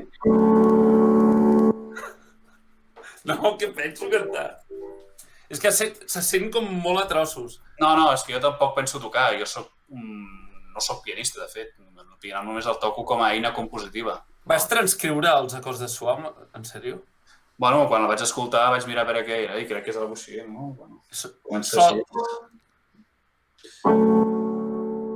Sol major 7 i la menor 7, em sembla. No, tio, no està en aquest to. Ah, no? No, està en res. Espera, estem parlant, Arnau, de que tu li estàs corregint al Red Perill els acords en els que està la seva cançó. No m'ho crec. No, perquè ja ho he oblidat, a vegades l'artista entra en un bucle i... Perquè la cançó de Suau no l'he tocat mai, o sigui, la cançó Suau la vaig fer amb l'ordinador, no és normal això en mi tampoc, però diguéssim que és una cançó que abans no va passar pel procés de tocar i cantar, que la majoria hi han passat, i Suau és una cançó que va néixer directament a l'ordinador. I, hòstia, em semblava recordar que estàvem sol, però en tot cas és 1 i 2 menor, no? Amb les sèptimes. Ostres. Bàsicament són 2 acords. No és pianista. No, a veure, clar, toco acords i... O sigui, faig servir el piano com a eina compositiva. No puc fer un concert de pianista si no vull acabar amb la meva carrera. Seria una manera d'acabar, d'altra banda. Un concert en piano molt desastrós. Exacte, però piano de cua i tal, vengut com a concert clàssic. Interpreta Rachmaninoff i aquell dia acaba la meva carrera. Molt bé. Bueno, escolta'm, Jordi? Digue'm. Ah, vale. És que a vegades sembla que no hi siguis, dic, hòstia, no, perquè jo us deixo que aneu parlant, si ho esteu fent molt bé. Jo no sé per què m'heu fitxat, vull dir... Sí. No, jo he dit que havíem de posar un límit horari perquè no mola acabar com a avall, mola acabar a dalt. Llavors, jo crec que estem arribant al punt, no sé si hi ha alguna pregunta més interessant... Bé, ens per no acabar dient, bueno, què diem, no. Ens pregunten com van les noves creacions, com t'aguanten els cabells així, Arnau. Aquesta pregunta, curiosament, per tu no va. Diuen que és només per l'Arnau, no entenc. Curiosament. Bella Montswing, que si li donem 5 minuts més ens acaben fent un concert sencer, no és mal plan. I aviam si hi ha gent que se li posa la catifa vermella per fer concerts com a pianista i bueno. Diuen Jofre Fiter. Doncs això, noves creacions, va, ràpid. Esteu treballant coses noves? O viviu del conformisme amb l'excusa de la pandèmia? Jo ara personalment estic centrat en tot el meu temps a la composició d'un projecte operístic i estic posant tot el meu esforç i tota la meva capacitat creativa. Però això no és un projecte d'Obeses, és un projecte del Liceu, diguéssim, en el qual jo sóc el compositor i he d'acabar fent una òpera sobre el Raval. I ara estic absolutament dedicat a això, a totes les hores del meu dia, excepte avui, que l'he dedicat a una cosa més profitosa, però no estic escrivint peces noves per Obeses i ara, entre cometes, vàrem acabar la gira inesperadament o forçadament i per ara doncs, no tenim data de retorn ni d'edició de nou disc. Mira, Snow Brunet diu que necessita això un cop per setmana, Orió diu que Red Perill, Arnau, Jordi, moltes gràcies per aquesta estona, Mònica X75, Arnau, l'òpera del Raval, què tal va? Ja dius que està en marxa la història. I tu, Red, ara a nivell musical, a part d'ensenyar i fer aquest mestratge, com va? Jo estic produint a gent ara. Estic produint el nou disc del Samuel López, antigament conegut com a Sam Destral, que bueno, fa temes pop i grungy i li estem donant una volta així com més modernota. I estic produint un nano que està intentant fer una cosa de hip-hop així més experimental i m'ho estic passant de puta mare perquè m'envien músiques, jo les he de vestir, És una cosa que no havia fet mai, però és com si l'hagués fet tota la vida. I és això, em llevo esmorzo, em foto l'ordinador, clenc, i m'ho estic passant molt bé. Bé, doncs, moltes gràcies a Arnau Tordera, primer Red Perill, per confiar en mi, per aquesta primera edició de La Conversa. N'hi haurà una segona, no? Jo per mi quan vulgueu. A veure, quan vulgueu. Parlem-ho abans, quedem abans amb el dia, perquè jo una mica més i vaig trobar el tuit ja dient l'hora i tal, i en plan, bueno, espera, a veure, parlem-ne. Per sort m'anava bé. La gent que diu, ara quanta gent hi ha? Ara 52. Hem pujat una mica, Hem baixat, ara 52, bueno. Ara ho hem de deixar ara aquí, que ja votarem. Clar. És el moment. I la gent, si vol que torni, que hem fet un hashtag que no sé... Clar, jo no he mirat el mòbil en tota l'estona. Doncs... No sé si el hashtag s'ha fet servir, el de la conversa. Mira, la gent ha estat penjant captures de pantalla de l'Arnau amb els Cairons, de tu amb els Cairons, de No va entendre Soul, i algun són els contacte... Cairons? Els cartellets. Són... Parla en cristià, tio. Això que et surt a sota? Sí que és guionista. Cairons es diu. Cairons, sí. Bueno. Doncs que escriguin el hashtag aquells, si volen que això torni, perquè entenc que una mica hem reinventat la tele catalana, no, avui? Sí. Nosaltres tres, ningú més, ningú més. Volia verbalitzar-ho i aquestes són les paraules. És a dir, hem reinventat la tele catalana. M'ho has tret de la boca. També, mira, la Cebre diu, moment de tirar els sostens, bravo, llàstima que m'he incorporat tard molt interessant, haver estudiat...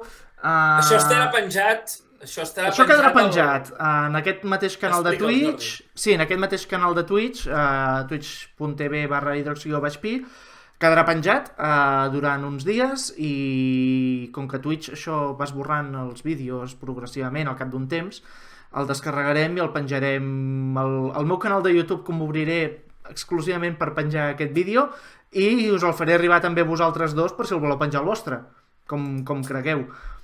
I bé, aprofito també per acomiadar-me de tothom. Moltes gràcies a tothom que ha participat. Moltes gràcies Arnau i Red per fer-me partícip d'aquesta locura. La veritat és que m'ho he passat molt bé i m'ha semblat molt interessant. No he entès la meitat de coses que heu dit, però m'ho he passat molt bé. No ha sigut avorrit, jo tenia por que fos una palla mental, però joder... Que ho ha sigut, que ho ha sigut, però ha molat. Una cosa no treu l'altra. La palla mental hi ha sigut, sí. I bé, sí, la gent ens diu com el millor això que el debat electoral, que esperàveu? És que també hem de mirar un debat. Doncs ja tornarem. Ja tornarem. Rogueu-nos i ja us direm el què. Bé, doncs, aprofitem per acomiadar-nos. Moltes gràcies a tots per haver-nos seguit. I ens retrobem en properes edicions de la conversa també amb l'Arnau i en Red Perill. Moltes gràcies a tots i fins aviat. Bona nit!